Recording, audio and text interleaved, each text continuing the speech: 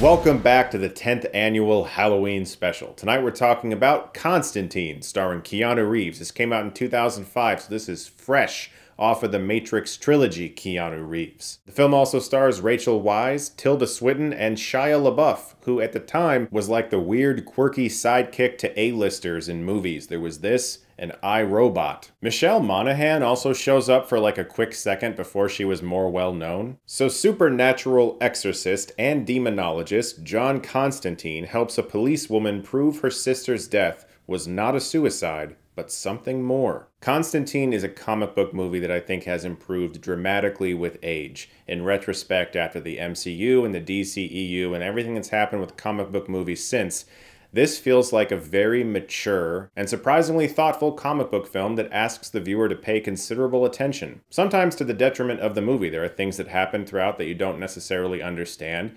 There's greater context to objects and items throughout the movie that had more exposition that ended up being deleted. And so sometimes Constantine makes a chant or does something with his hands or puts his tattoos together and you don't really know exactly what's going on. Strangely though, I really like that. It's not throwing it in my face. It's not trying to explain everything about the world to me. It's showing me a world that is filled with so many incredible things and weird spells and chants and demons and monsters. And I don't know what all of it means all of the time. And that makes the world feel more intriguing. But when the film does do exposition, it does it extremely well, like this sequence on a street at night, where Constantine finally explains a few things for Angela, played by Weisz. And during the exposition, we become aware that the streetlights behind them are slowly turning off one by one. The entire block is losing power. There's this looming dread in the background as he explains things we need to know and she needs to know. That's a really great way to handle exposition.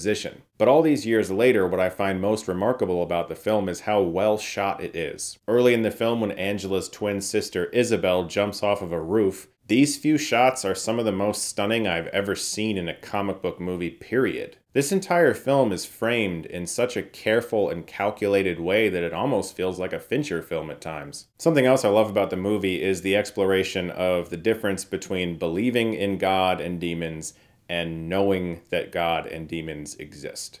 This is something that Constantine is dealing with because he's been condemned to hell because of something he did in the past, and he's trying to exorcise demons from girls and save people who are trapped in situations to try to buy back the right to go into heaven. And the movie does a great job at depicting a character who is able to witness all of these supernatural things but still not really feel faith. That is a surprisingly complex lead character for a $100 million comic book film, and in 2005, that's a lot of goddamn money. The movie also has a very clever product placement for Chevy. Whenever a film is able to get away with that and have it actually get a laugh, but you just literally looked at a billboard for a Chevy, that's really impressive. It's also edited extremely well. There's amazing cuts in the film, like when John notices the demons outside of his window and we whip pan to the left and he's already heading out the door. I also love this movie's vision for hell. It was apparently based off of nuclear bomb test footage. As Constantine fights various demons in the movie, I love that there's a scene where he kind of has the upper hand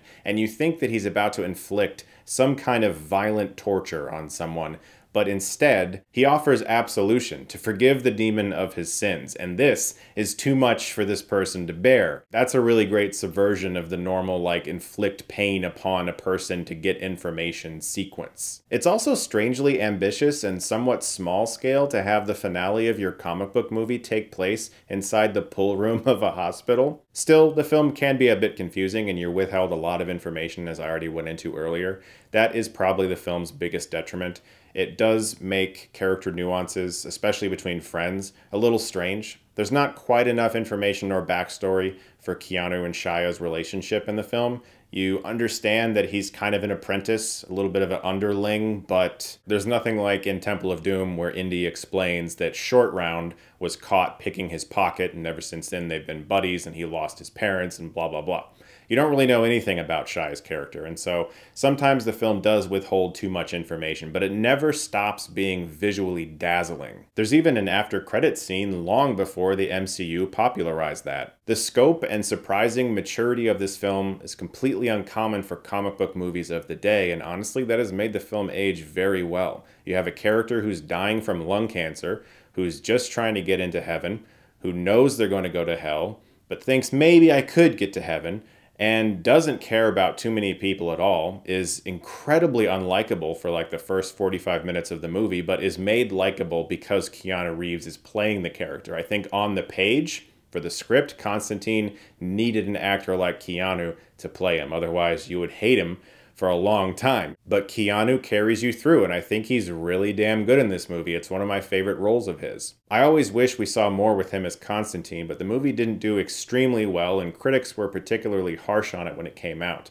I don't see that happening nowadays. I think if this exact movie came out today, critics would go nuts for it, because it is nothing like Black Widow or The Avengers or whatever. It's nothing like any of those movies. It's so different in every way, and it has really stood the test of time for me. So let me know what you guys think of Constantine all these years later. I think the film has improved significantly since it first came out, and I'm curious to know what it looks like in the comic book movie canon for the future. Guys, thank you so much as always for continuing to watch the 10th annual Halloween special. I got more videos coming for you very soon. If you like this, you can click right here and get Stuckmanized.